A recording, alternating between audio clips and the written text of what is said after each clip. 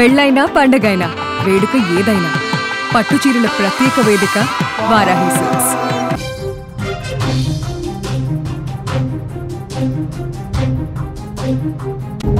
మీరు స్క్రీన్ మీద చూస్తున్నారు టేకాఫ్ కి ముందు ప్రమాదానికి గురైన అహ్మదాబాద్లో కుప్ప కూలిపోయిన విమానానికి సంబంధించిన టేకాఫ్ కి ముందు రన్వే పైన విమానం ఎగురుతున్న వీడియో ఒకసారి ఫుల్ ఫ్రేజ్ చూపించమని మా ఆన్లైన్ లెటర్ అడుగుతున్నాను. ఒకసారి చూడండి, టేకాఫ్ కి ముందు ఈ విమానం ఎలా టేకాఫ్ తీసుకుందో చూడండి. ఒకసారి టేకాఫ్ అయ్యే సమయంలో బోయింగ్ 787 విమానం టేకాఫ్ అవుతున్న సమయంలో వీడియో ఇది.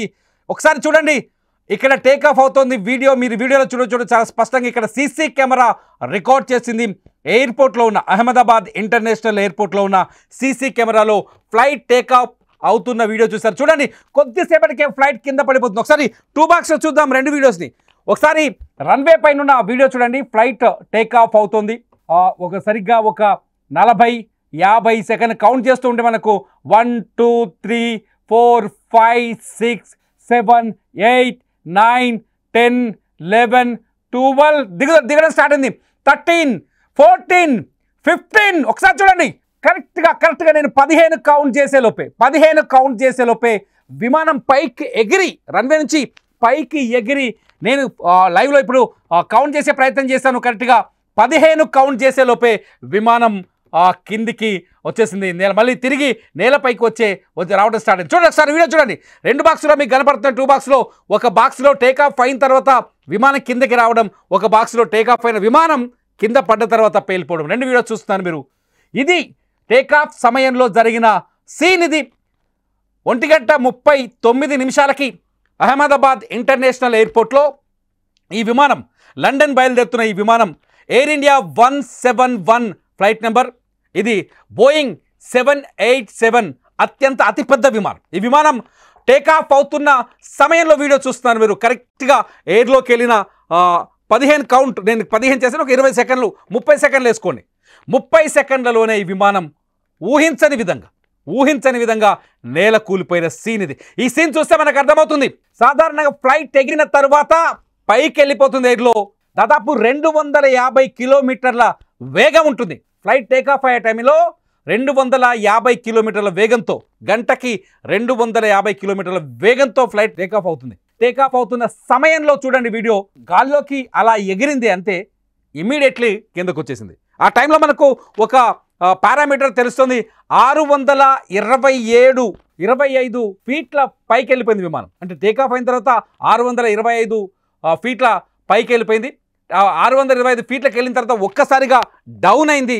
అప్పటికే ఫ్లైట్లో ఉన్న పైలట్స్, 2 పైలట్స్ ఉన్నారు ఫ్లైట్లో.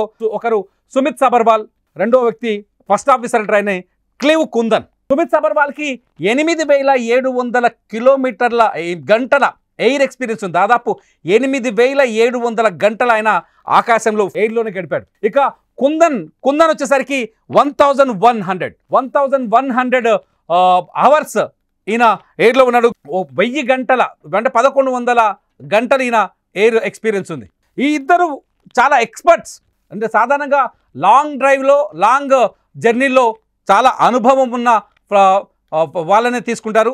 అయితే ఈ ఫ్లైట్కి కూలడానికి కారణాలు ఏంటని ఎక్స్పర్ట్స్ని ఒక్కసారి ఎక్స్పర్ట్స్ని అడిగితే ఊహించని విధంగా అనమాట. దాదాపు ఒక 4 కారణాలు చెప్తున్నారు ఎక్స్పర్ట్స్. ఈ 4 కారణాల్లో మొట్టమొదటిది 2 ఇంజన్లు ఫెయిల్ అయిపోవడం. ఎక్స్పర్ట్ చెప్తున్న ప్రకారం ఏమర్థమవుతుందంటే 2 ఇంజన్లు ఒకేసారి ఎందుకు ఫెయిల్ అయ్యాయి, 2 ఇంజన్లు ఫెయిల్ అవ్వటం వల్ల ప్రమాదం జరగవచ్చు. ఈ ప్రమాదం జరగడానికి మొదటి కారణం ఫ్లైట్కున్న 2 ఇంజన్లు ఫెయిల్ అవ్వడం. సాధారణంగా ఒక ఇంజన్ ఫెయిల్ అయితే రెండో ఇంజన్తో దాన్ని సంధాయించి ఏదో ఒక చోట ల్యాండ్ చేస్తారు పైలట్స్. ఇది వాళ్ళకు రెగ్యులర్గా జరుగుతున్న సంఘటనలు. కానీ 2 ఇంజన్లు ఒకేసారి ఫెయిల్ అవ్వటం వల్లనే ఫ్లైట్ పైకి ఎగిరింది. అంటే 625 ఫీట్లకి ఎగిరిన తర్వాత నేలకూలింది. కాబట్టి 2 ఇంజన్లు పనిచేయలేదని ఇప్పటికున్న వీడియోస్ కావచ్చు, అందుతున్న సమాచారం బట్టి ఎక్స్పర్ట్ చెప్తున్నారు. రెండో కారణం వచ్చేసి ఎక్స్టర్నల్ ఎఫెక్ట్ అంటే విమానం బయట నుంచి ఏదైనా ముప్పు రావటం. విమానం బయట నుంచి సాధారణంగా 2 రకాల ముప్పులు వస్తాయి. ఒకటి, పక్షులు ఏమైనా ఎదురుపడటం. సాధారణంగా టేకాఫ్ అయ్యే టైంలో ప్రతి విమానానికి పక్షులు ఏదైనా వచ్చి ఇంజన్ లోపల పడిపోయాను అనుకోండి, ఇంజన్ లోపల పడిపోవడంతో అది లేకపోతే అడ్డుపడడంతో దాంతో ఆక్సిజన్ లోపలికి వెళ్ళదు. ఆక్సిజన్ లోపలికి వెళ్ళకపోవడం వల్ల ఫ్యూయల్ సరిగ్గా మండకపోవడం వల్ల విమానం ఇంజన్లకి ఎనర్జీ తగ్గిపోతుంది కాబట్టి ఆ విమానం కూలిపోయే అవకాశం ఉంది. సో ఇది రెండో కారణం.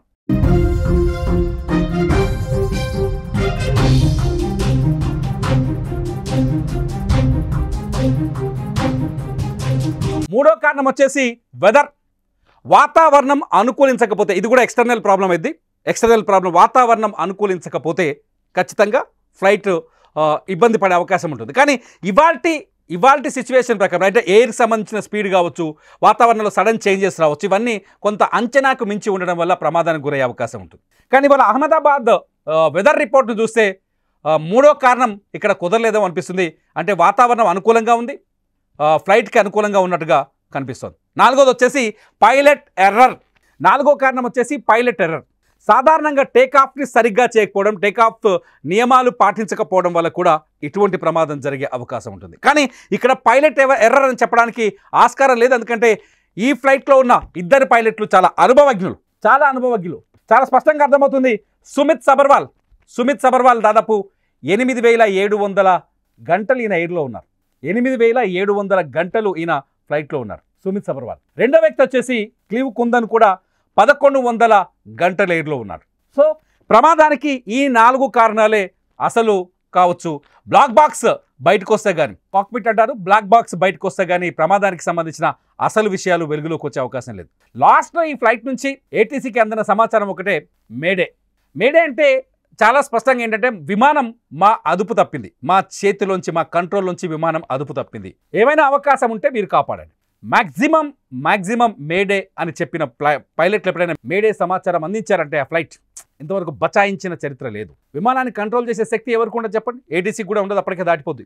మేడే అని చెప్పడం వెనుక ఇంకా మేము ఈ విమానం పూర్తిగా మా అదుపు తప్పింది, కంట్రోల్ తప్పిందని చెప్పడమే అని ఎక్స్పర్ట్స్ చెప్తున్నారు. సో ఈ 4 కారణాలు ఇవాళ 243 మంది ప్రాణాలు, ఫ్లైట్లో ఉన్న 243 మంది క్రూ, 2 పైలట్లు, 169 మంది ఇండియన్స్, 53 మంది లండన్ వాళ్ళు, 5 ఇంగ్లాండ్ బ్రిటిష్ వాళ్ళు, 7 పోలాండ్ వాళ్ళు, 1 కెనడాకి సంబంధించిన పౌరుడు ఒకతను, అంతా కలిసి ఒక నర్సు. ఇప్పుడే సమాచారం అందుతుంది, ఒక నర్సు లండన్లో ఉంటుంది ఆమె కుటుంబంతో. లండన్లో ఉండి ఇక్కడ గవర్నమెంట్ నర్సుగా ఏదో ప్రయత్నం చేస్తుంది. ఇక్కడ ఉద్యోగం వస్తే ఇక్కడ ఉద్యోగాల్లో జాయిన్ అవ్వడానికి కావాల్సిన ప్రక్రియను పూర్తి చేసి లండన్ వెళ్ళి తిరిగి వచ్చి జాబ్ చేసుకుందాం అనుకుందామే. ఈ ఫ్లైటే ఎక్కింది ఆమె. పాపం ఎందుకో చనిపోవడానికి ఇండియాకి వచ్చిందేమో అనిపిస్తుంది. ఈ ఫ్లైట్ ఎక్కింది ఆమె, చనిపోయినట్టుగా కొద్దిసేపటి క్రితమే సమాచారం అందుతుంది. అంతెందుకు, గుజరాత్ మాజీ ముఖ్యమంత్రి ఆయన కూడా ఈ ఫ్లైట్లో ప్రయాణిస్తూ ప్రాణాలు కోల్పోయారు. ఆయన లాస్ట్ ఫోటో కూడా ఉంది మన దగ్గర. ఫ్లైట్లో ఉన్నప్పుడు ఎవరో అభిమాని ఆయన ఫోటో ఒకటి తీసుకున్నారు, ఆ సెల్ఫీ ఫోటో కూడా మనకు అందుబాటులో ఉంది. ఇదంతా చూస్తుంటే ఏదైనా కుట్రకోణం ఉందా అనే అనుమానాలు కూడా కలుగుతున్నాయి ఒకసారి. ఎందుకంటే సాంకేతిక లోపాలు ఉంటే ముందుగానే గుర్తిస్తారు. సాంకేతిక లోపాలు అంటే ఫ్లైట్ టేకాఫ్ అయ్యే ముందే రకరకాల టెస్టులు ఉంటాయి. అన్ని టెస్టులు చేసిన తర్వాత ఈ ఫ్లైట్ ఎగరడానికి పూర్తి అర్హత ఉందని సర్టిఫై చేసిన తర్వాత పైలట్ కూడా ఈ ఫ్లైట్లో ఎంత బరువు ఉంది, ఎంత లగేజ్ ఉంది, ఎంతమంది ప్రయాణికులు ఉన్నారు, ఈ వివరాలన్నీ తెలుసుకున్న తర్వాతనే ఫ్లైట్ టేకాఫ్ చేస్తారు. మీరు చూస్తున్నారు వీడియోలో. పైలట్ ఎర్రర్ ఒకవేళ ఉంటే అటువంటి ఎర్రర్ ఉండే అవకాశం ఉంటుంది. టేకాఫ్ నియమాల్ని పాటించకపోవడం అంటారు వీటి. టేకాఫ్ నియమాల్ని సరిగ్గా పాటించకపోవడం వల్ల కూడా ఇటువంటి ఎర్రర్స్ వచ్చే అవకాశం కనిపిస్తుంది. 100% ఈ 4 అంటే మొత్తానికి ఈ 4 తప్పులే కారణం అనిపిస్తుంది. లేదంటే 5వ తప్పును కూడా మనం కొంత అనుమానించాల్సి వస్తుంది, ఉగ్ర కుట్ర ఉండే ఛాన్సెస్ ఉందని. ఇప్పటికే ఈ తరహా చర్చ కూడా దేశవ్యాప్తంగా మొదలైంది. ఎందుకంటే ప్రస్తుత పరిస్థితులు అందుకు అవకాశాన్ని కల్పిస్తున్నాయి. ఇక్కడ ఒకటే పెద్ద డౌట్ ఏంటంటే 2 ఇంజన్లు, ఎక్స్పర్ట్ చెప్తున్నారు 2 ఇంజన్లు ఒక్కసారి ఎందుకు ఫెయిల్ అయ్యాయి? ఒక ఇంజన్ ఫెయిల్ అయిందంటే అనుకోవచ్చు, 2వ ఇంజన్ ఫెయిల్ అయింది, 2వ ఇంజన్ కూడా ఎందుకు ఫెయిల్ అయింది? ఒక ఇంజన్ ఫెయిల్ అవ్వచ్చు, 2 ఇంజన్లు ఎందుకు ఫెయిల్ అయ్యాయి? పెద్ద డౌట్ ఇది, అతి పెద్ద డౌట్గా మారుతుంది. 2 ఇంజన్లు ఎందుకు ఫెయిల్ అయ్యాయని ఖచ్చితంగా 5వ అనుమానం ఉందా అనే ఒక సందేహం కలుగుతుంది. మీరు ఏమనుకుంటున్నారు? యాక్చువల్గా ఎక్స్పర్ట్స్తో మేము చాలామందిని మీరు మాట్లాడిస్తున్నాం, మీరు మా ఎక్స్పర్ట్స్ దగ్గర వీడియోలు చూస్తున్నారు. మనతో పాటు ఇప్పుడు బాబీ గారు, జనరల్ పైలట్ బాబీ గారు లైవ్లో అందుబాటులో ఉన్నారు. Madam, good afternoon, good evening. మీరు ఏమనుకుంటున్నారు మేడం? అసలు యాక్చువల్గా ఈ ప్రమాదానికి కారణం ఏమనుకుంటున్నారు? సార్, ఇంకా it's two early to talk. అంటే మనకి ఇంకా రిపోర్ట్స్ రాలేదు, ఇన్వెస్టిగేషన్ కావాలి. ఆ బ్లాక్ బాక్స్ అంటే ఫ్లైట్ డేటా రికార్డర్ ఉంది, మనకి కాక్పిట్ క్రూ వాయిస్ రికార్డర్ ఉంటుంది, కాబట్టి దాని తర్వాతనే అది ఇన్వెస్టిగేషన్ చేసిన తర్వాతనే తెలుస్తుంది. కానీ it is two early to talk reason ఏముంది దాని బిహైండ్ అని. ఇందులో డౌట్స్లో ఒక డౌట్ వస్తుంది, మీరు పైలట్ కదా, పైలట్ ఎర్రర్ అనే డౌట్ కూడా వస్తుంది. పైలట్ ఎర్రర్స్ అంటే ఏముంటాయి మేడం? సార్ పైలట్ ఎర్రర్ అంటే ఒకటి డౌట్ ఎందుకు వస్తుందో నాకు తెలియదు. ఎందుకంటే ఈచ్ అండ్ ఎవ్రీ పైలట్ వాళ్ళ మెడికల్ లైసెన్స్ ఇస్ కరెంట్, వాళ్ళ ట్రైనింగ్ లైసెన్స్ ఇస్ కరెంట్, వాళ్ళ కమర్షియల్ లైసెన్స్ ఇస్ కరెంట్, వాళ్ళకి as per the ICAO standards training ఇస్తారు. So there is no chance of pilot error. It might be because we're dealing with machines. ఇప్పుడు మనం ఇంటి నుంచి బయటికి వెళ్ళేటప్పుడు కార్ నడుస్తుంది సార్, సడన్లీ మధ్యలో ఆగిపోతుంది because you don't know what is what. అది మనకి సర్వీస్ మ్యాన్ వచ్చిన తర్వాతనే we will let us know that దాంట్లో రీజన్ ఏముంది. సో అదే ప్రకారంగా ఇది టేక్ ఆఫ్ అవ్వగానే అది ఇనిషియల్ క్లైమ్ రేట్ లోనే క్లైమ్ అవ్వాల్సింది, అది క్లైమ్ కాకుండా డీసెంట్ అయింది. డీసెంట్ అయి it fall down because of the technical snag, whatever reason it is. అది we don't know what is the reason అనేది మనకి తెలియదు. you have to wait, it is too early to talk about it. Madam అంటే ఇక్కడ ఇంత ముందుకు మేము మాట్లాడినప్పుడు ఒక చిన్న డౌట్ వచ్చింది. సాధారణంగా ఈ విమానానికి 2 ఇంజన్లు ఉంటాయి కదా, 2 ఇంజన్లు ఒకేసారి ఎనర్జీని కోల్పోవడం అంటే 2 ఇంజన్లు ఒకేసారి ఫెయిల్ అయినాయి అనుకోవచ్చు ఇక్కడ? సార్ ఏమి చెప్పడానికి లేదు sir, we can't say anything because ఆ రికార్డ్ ఇప్పుడు ఫ్లైట్ డేటా రికార్డింగ్ లో ఏమైపోతుంది అంటే దట్ రికార్డ్ ఏమైనా ఎయిర్ క్రాఫ్ట్ అయినా, ఇంజిన్ ఫెయిలియర్ అయినా కానీ, యాటిట్యూడ్ ఏమైనా కానీ, పిచ్ హై లో ఉన్నా కూడా, స్పీడ్ తక్కువ ఎక్కువ ఉన్నా కూడా ఆ ఫ్లైట్ డేటా రికార్డింగ్ లో మనకి ఇన్ఫర్మేషన్ వస్తుంది.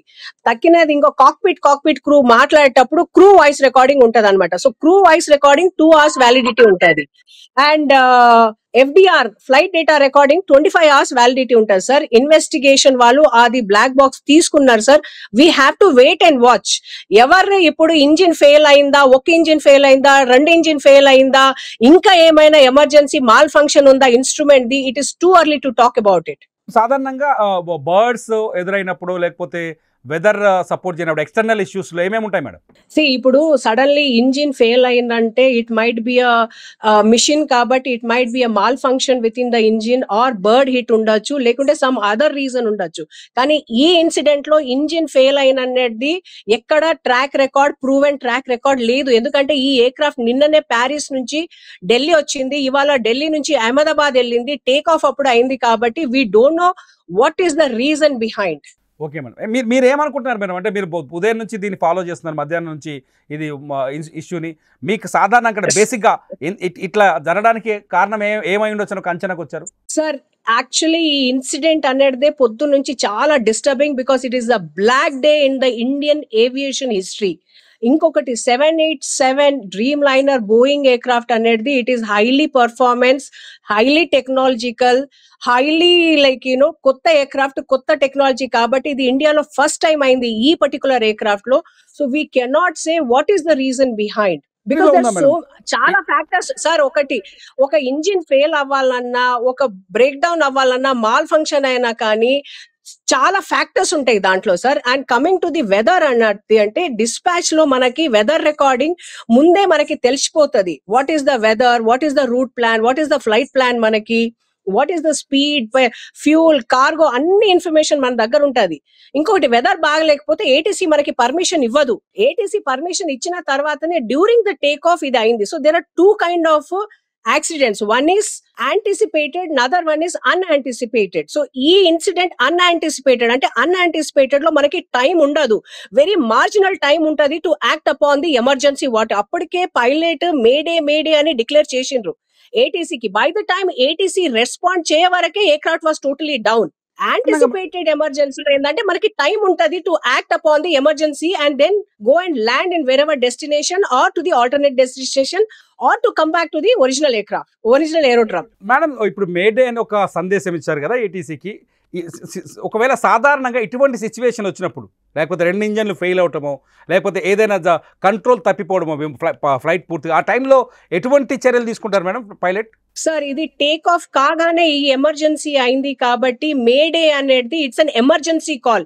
ఎమర్జెన్సీ అంటే you don't have a time, you have to come back. కానీ ఎయిర్ క్రాఫ్ట్ ఇనిషియల్ క్లైమ్ లోనే క్లైమ్ చేయలేకపోయింది. సో అది ఏ ఫ్యాక్టర్స్ ఉందో వీ డోంట్ నో. కాబట్టి ఆ కెప్టెన్ ఏం చేసిండంటే ఇట్స్ అ మేడే అని అన్నాడు. By the time he could think and act upon it, the aircraft was down. ఆ కెప్టెన్ నిజంగా ఆయన్ని గుర్తు చేసుకుంటే మేడం చాలా ఎక్స్పీరియన్స్ ఉన్న వ్యక్తి Sumit Sabharwal. 8700 hours in air so ఈ కండిషన్ ఆయన ఊహించలేకపోయారా, లేకపోతే స్టార్ట్ అయ్యేటప్పుడు, లేకపోతే అప్పుడు ఫ్లైట్ టేక్ ఆఫ్ అయిన తర్వాత టెక్నికల్ ఇష్యూ రావడం, అది అర్థం కావట్లేదు లేదు సార్, మేడం. నేను అదే అంటున్నాను సార్. ఇప్పుడు ఇది టేక్ ఆఫ్ అయినప్పుడు జనరలీ ఒక పైలట్ ఎట్లా మైండ్ సెట్ లో ఉంటాడంటే he will keep the cockpit awareness outside the cockpit awareness and he'll start flying అనమాట. కానీ ఈ ఫ్లయింగ్ ప్రాసెస్ లో ఇమ్మీడియట్లీ టేక్ ఆఫ్ అయ్యే కానీ immediately with in the seconds aircraft, ఇంకొకటి మీరు చూస్తే ల్యాండింగ్ గేర్ డౌనే ఉండే, with in the seconds the aircraft climb కాకుండా ఇట్ హస్ ల్యాండెడ్. కాబట్టి నేను వీడియో చూస్తాను, మీరు మీ బాక్స్ లో మీకు సైడ్ వేస్తున్నాం వీడియో, నేను కౌంట్ చేస్తున్నాను. అక్కడ నుంచి చూస్తే కరెక్ట్గా 17 కౌంట్ చేసే లోపే ఫ్లైట్ పైకి ఎగిరి కిందికి డౌన్ స్టార్ట్ అయింది, దాదాపు 625 ఫీట్లు. Yeah ma'am. yes sir, it is a unanticipated accident. అది ఎమర్జెన్సీ, అన్ఆక్సిపేటెడ్ ఎమర్జెన్సీ. మీకు అంత టైం లేదు, ఎందుకంటే లో ఆల్టిట్యూడ్ లో ఉన్నారు మీరు, అక్కడ స్పీడ్ ఏముందో తెలియదు, ల్యాండింగ్ గేర్ ఇంకా డౌన్ ఉంది. What kind of an emergency, what kind of a snag we cannot say. అది మనకి బ్లాక్ బాక్స్ ఇన్వెస్టిగేషన్ టీమ్ చూసిన తర్వాతనే we will have the clarity sir. Final గా ఒక కన్క్లూజన్ ఇస్తారా మేడం? అసలు మొత్తం ఇన్సిడెంట్ చూసిన తర్వాత ఒక కన్క్లూజన్ ఇవ్వగలరా దీనిపైన? సార్, ఇన్సిడెంట్ చూసిన తర్వాత ఒక కన్క్లూషన్ ఏంటంటే it's a bad day, bad incident in the Indian aviation, and we lost 2 pilots, we lost 241 souls. ఎందుకంటే లాస్ట్ లేటెస్ట్ న్యూస్ ఏంటంటే ఒక సోల్ is alive. రమేష్ ఒకటే బతికాడు. 11A అది ఒక miracle. Actually it is a miracle. అదేంటంటే ఆయన నడుచుకుంటూ పోతుండు, that is really a miracle. But అదే దాని కాకుండా వి లాస్ట్ ఎయిర్ క్రాఫ్ట్ మొత్తం కంట్రోల్ కూలిపోయి అది బిల్డింగ్ మీద పోయింది. కాబట్టి వి లాస్ట్ సివిల్, అది మెడికల్ కాలేజ్ అనుకుంటా, హాస్టల్ అనుకుంటా, we lost the civilian doctors also. So it's a very sad thing. Indian aviation ఎప్పుడు కావద్దు. Nobody should face this and we should wait before speculation anything. We should wait for the decision of investigation team. Madam, మీరు అహ్మదాబాద్ ఎయిర్పోర్ట్లో మీరు ఇదివరకు అంటే flight land చేయడం కానీ చేశారా? ఎందుకంటే ఎయిర్పోర్ట్ చుట్టూ అక్కడ నివాసాలు ఉన్నాయి. మనం చూస్తున్న ఒక గూగుల్ మ్యాప్లో కనిపిస్తున్నా కూడా city almost airport parade ground చుట్టూ కనిపిస్తున్నాయి. అక్కడ పక్షులు ఉండే అవకాశం ఎక్కువగా ఉందని కొందరు అనుమానాలు వ్యక్తం చేస్తున్నారు. ఇటువంటి ఛాన్సెస్ ఉన్నాయి అనుకోవచ్చా? అవ్వచ్చు సార్, అవ్వచ్చు. ఎందుకంటే but generally aircraft take off చేసేటప్పుడు ఎయిర్పోర్ట్ అథారిటీ వాళ్ళు they take all the precautions that no birds are in the flight path, in the approach or in the landing or in the take off. కానీ suddenly వస్తే we can't. ఎందుకంటే there is a case కదా sir, US లో ఒకసారి suddenly take off అయినరు సెలీది, like అది bird hit అయిపోయి they landed somehow and they saved all the passengers. So ఏమైనా అవ్వచ్చు sir. That is the reason we need to wait for the data what is been recorded in the flight data, black box flight data or the CVR. Madam, last time ఒక 3 weeks back I think India Pakistan issue తర్వాత ఒక flight మీరు చూసుంటారు, దాని ముందు పెద్ద box వచ్చే పెద్ద హోల్ ఒకటి పడింది. అది కూడా ఇటువంటి సిచ్యువేషన్ ఏనా? లేదు sir, that was weather. Actually storm లో, అది వెదర్ లో, హేల్ లో అయింది. ఆ ఇన్సిడెంట్ వేరే, ఈ ఇన్సిడెంట్ వేరే. We cannot compare that incident with this incident.